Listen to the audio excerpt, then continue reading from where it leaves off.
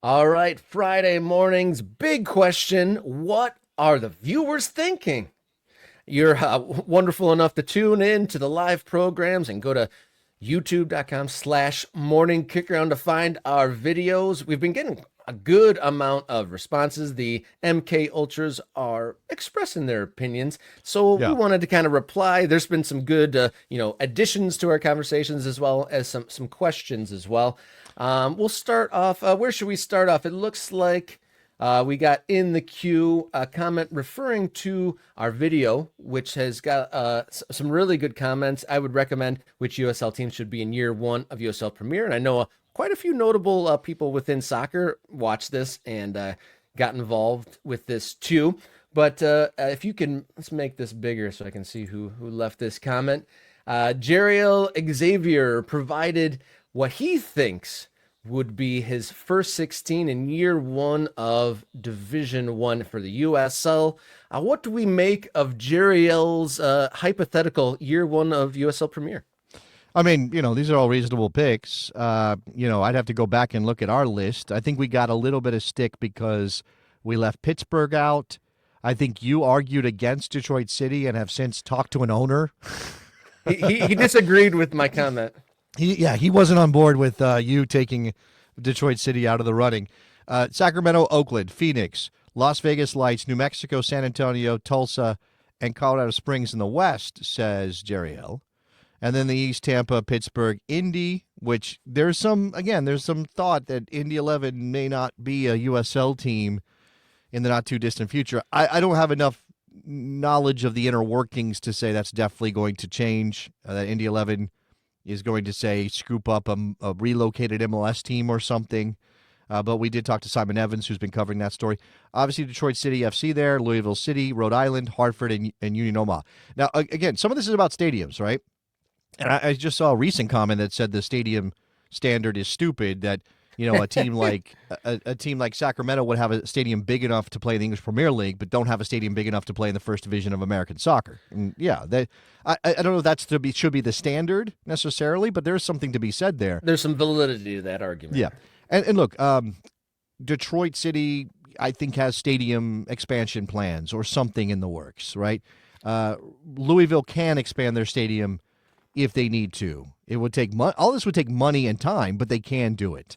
I think we've got Pittsburgh also has the potential to expand their stadiums. I've been trying to catch up on their movement towards that. It feels like it's a little bit kind of on hold, or at least nothing's developed in about a year, as far as I can tell. Pittsburgh, if I'm wrong, please let us know in the comments. Out west, look, Oakland Roots is playing in the Oakland Coliseum. I think they're good on capacity for the time being. And then, you would have to figure out some way to make those other teams either fit the PLS or figure out if U.S. Soccer is going to say, okay, fine, you're good enough, we're going to let you skate on a couple of these things, or we'll redo the PLS. I think Jeriel has revealed a little bit of his location bias. Who lists the West before the East? I mean, really? Oh, well, that's left to right. Yeah, that's kind of like reading. You could say it like that. I suppose. You could argue that directions and the way we orient ourselves in terms of maps is completely arbitrary anyway, but that's a different discussion for a different day. Let's move on. This is a call for Baltimore from C. Lebo 99. I love Baltimore as an idea for a professional soccer team. There have been a couple of cracks at it. Does anybody remember Crystal Palace, Baltimore? Does anybody remember that one? Is that a memory hole episode that we got to do? Yeah, I think it is. Crystal Palace, Baltimore. People are like, what? That existed? Yeah, it did. Not for very long, but it did. Baltimore's a good shout, though. Baltimore Blast have done well, so there is a little bit of community there. I mean, just like a lot of places in America, they've changed, but there's such a blue-collar mentality in Baltimore. I feel like, it's a football town, it's a baseball town. They love the O's, and they love the Ravens. But, man, it would be nice to see if they could get something off the ground in terms of soccer. And then, all right, let's move on. This is Chris Rogers, the Dirty Gems 822. Rolled right off the tongue. USL listening to the fans is huge. This is about the decision to bring promotion and relegation in, obviously. The product is good, exciting, and absolutely can rival MLS once ProRel and the new D1 starts. I live in Maine. We still support the Revs, but Portland Hearts of Pine have taken over. Revs can't sell a ticket. Hearts of Pine have sold out over 90% of the season. I know this is unique to New England, but don't sleep on Pro Rel being one of the biggest wants for USA soccer fans. Yeah, what do you think of this? I mean, is USL listening to the fans, would you say? I mean, obviously the Pro Rel news came, they kind of gas put on the fire by the fans' reaction to the Division One announcement. So Okay. to a degree they are, I suppose. Here's what I would say. I think a lot of American soccer fans like the idea of Pro Rel, but I think a lot of American soccer fans are agnostic about Pro Rel. Like ultimately, for a lot of people, it doesn't matter, right? They're not clamoring for it, right? We did our interview with Dan Vaughn this week for the Soccer Disruptors, and we're looking for other people to bring on that are of similar mindsets, right? Whatever their approach to arguing their points might be, similar mindsets about the game in this country. I think there is a very vocal minority of soccer fans who desperately want Pro Rel. Mm-hmm. I also think that if you are a local and you have a small club or a lower division club in your town, it's definitely appealing to imagine them winning their way to the top division. On my radio show yesterday, Eric Winald and I talked to Seton O'Connor. I caught that. That was good. He works on the Dan Patrick Show. He lives in Hartford. He's supporting Hartford Athletic, and he is a massive Pro Rel advocate. And there are lots of people like that. Again, I don't know they're a majority. I don't know that, again, people, you would say, hey, we're going to do Pro Rel, and people would be like, oh, that's nice. Yeah, I'd go for that. But it's not like if you ask them, like, do you need Pro Rel to care about soccer? It's not like they'd be like, yeah, 100%. Yeah, if there's no Pro Rel, it's, this is terrible. I just think that there's a very wide range of that. So, it's interesting. Yeah, well, the Pro Rel, I think the people that are most excited about, I think that goes beyond agnostic, is those small to medium town folks who really like soccer, and even if they do have a lower league team in existence, that it's almost like, well, if we win this league, what does that then mean? It adds some meaning, and I could see why those people would be beyond agnostic. Okay, so I think there is a genuine, true believer element to this story. Of course there is. I don't know how much I believe that USL is listening to the fans. That can be one part of it. Listening and certainly to the market. They think there are enough people who would support Pro Rel to sort of give them an excuse. But I will say, I will bring in Orange and Black Soccer Cast again. Got to do Pro Rel to drive up those team league valuations, to drive that buyout price for Major League Soccer. And again, I will just say, without disclosing sources, I talked to somebody yesterday who would have reason to know some of the inner workings at USL, who seemed pretty sure of himself that a lot of this has to do with positioning USL rather than sort of like, Pro Rel is the way it should be, and we're giving the people what they want, right? So there are a number of things, and I don't want to get anybody in trouble. I'm just saying there can be a lot of things at work here that go beyond just a clear 100%, this is the people's voice being heard, I guess. Well, we're both doing the whole cover our sources thing, because I talked to a person entrenched in USL over the last weekend as well, who said both MLS and USL are both acknowledging the fact that soccer is growing in popularity, and they're not necessarily capturing it. So both companies of soccer leagues want to do something to capture. Do stuff. Absolutely. Try. I'll quote Bruce Arena here, and cover your kids' ears if they're around. You don't like this. Try shit. Just try shit. They used to say that about Clint Dempsey. He goes out and he tries shit. That's what soccer leagues and organizations need to do, okay? All right, here we go. You want to read this one from Neri Christian? All right, Neri. If we still had to qualify for the World Cup, then Poch would be taking these games seriously. But since we are already qualified, he thinks that these games aren't that important. I wonder what the heads of the Federation are currently thinking after this recent tournament. Yeah, this is something I've heard talked about a little bit, that because of the failure of the Nations League, Mauricio Pochettino is being slapped with a he's a tourist label, that he's not taking it serious. I doubt that. I doubt that. I don't think Mauricio Pochettino, I think he has enough pride as a coach that he's putting what he needs to, or he's giving a full effort. Now, however, sort of subconsciously, if you don't have to qualify, there is a sort of a different pressure on you, right? If you're not playing, if every game isn't critical to win because it gets you to the World Cup, even if you're talking about, well, we win a Nations League trophy if we win these games, it's not going to feel as important. I mean, what context does Mauricio Pochettino have for the importance of the Nations League? None. And even we are still figuring out how much we care about this, right? I have a shirt of that picture of Christian Pulisic shushing the crowd with his shirt off after he scored a penalty against Mexico in a Nations League final. I think that was the first Nations League final. Yeah, that was one of my most favorite men's national team memories of recent note. Gio Reyna's in that picture. All these people are in that picture, and it's like, wow, what's really that felt like a moment. Well, yeah, but we didn't take that moment and say, now the Nations League matters. We're still like, yeah, whatever. Or people didn't show up, obviously, at SoFi Stadium for the first game, for either game, for the Panama game or the Canada game, and so it doesn't feel important to us. So I don't buy what Neri Christian is saying here. I don't agree necessarily. He's like going into it saying, I don't care about this, but at the same time, you do feel that there would be a little bit of just more pressure if it was World Cup on the line.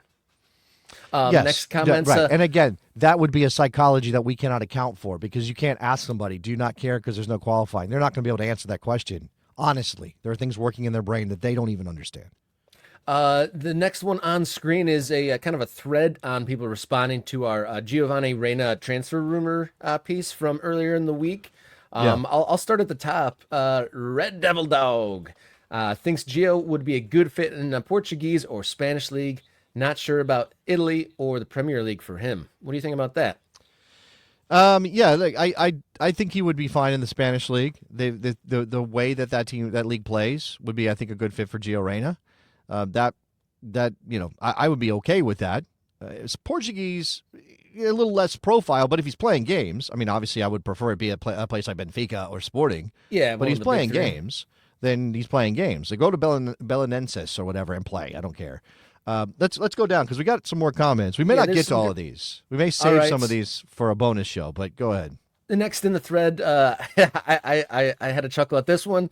Interested to hear what you think of a USL team will sign him on loan and will make a promotion run in 26-27. That's funny from my DNA. It's not next happening, one from but it'd be great. Yeah. Yeah, that would definitely put USL on the map in certain circles at least. Thomas, the signings result in an uptick of awareness, sure, but probably a small amount are converted to actual fandom. Moving down the line, Jackie, anytime a club is looking to this one I like, anytime looking to tap into the market and not the player specifically, that's a red flag. Couldn't agree more with this. And I think we talked about this a little bit on Wednesday, but if they want an American player, they just look through the print off of what American players are around and they're like, let's get one of them. That doesn't bode well for what would you say, a well thought out plan or who's available that we're not going to have to, first of all, there aren't a lot of players that are worth a ton of money, Christian Pulisic being one of them, American players, but who's available, right? Johnny Cardoso, Tottenham's got first dibs on him. And who else are you really looking at and going in terms of, and you're not just throwing out the door what kind of help you need at certain positions. But I do think it's ridiculous. Like, he's right, or Jackie's right, that this feels like just about marketing and it feels ridiculous. This is not the kind of thing we want to happen for American players. And yet it would be really weird for a team as successful as Inter Milan has been to say we're bringing in a player and all he's going to do is sit on our bench or play reserve games or get garbage minutes just because he's American and we think we can sell a couple of jerseys or whatever. Like, Gio Reyna does not have enough big enough profile in the United States of America to make that worth it, in my mind. Even if you're not paying a massive transfer fee, it's still just a wasted roster spot. Should we do one more before we call it a day? Let's bring up one more. Let's bring up one more comment. That's the red flag comment. And Andy Wells 8894. I think a lot of European fans may not want to come at the moment. Your government really wants to make us enemies. This is a change of topic. This is talking about will everyone be able to travel to World Cup 2026?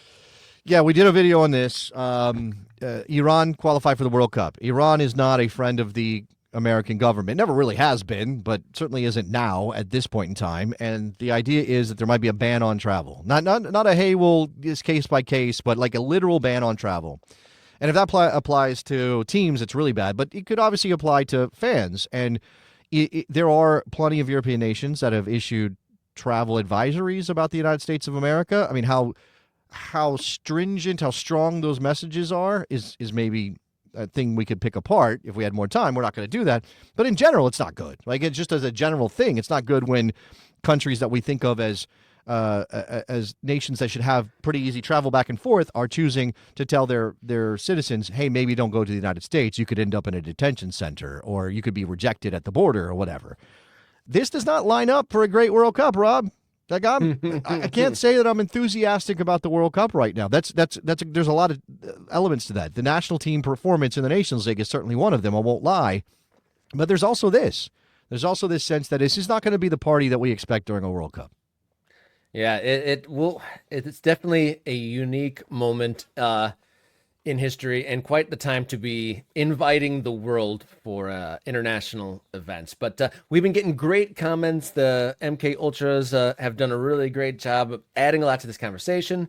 As we say, Morning Kick Around is an interactive show. You know, when we do the live shows, we bring in the comments, and I think we're going to do more of these comment reactions. So we might pop over and after the show and record a bonus, and I think we might start making this more of a regular thing of bonus shows responding to your comments, because we've been getting a lot of them and we only want to add more voices to the conversation. Thank you everyone for tuning in, and thank you for everyone who has subscribed to Morning Kick Around. Go to Morning Kick Around on YouTube, hit the subscribe button, tell your friend to do the same. Follow us on social media at MKickaround, X, Instagram, and Blue Sky.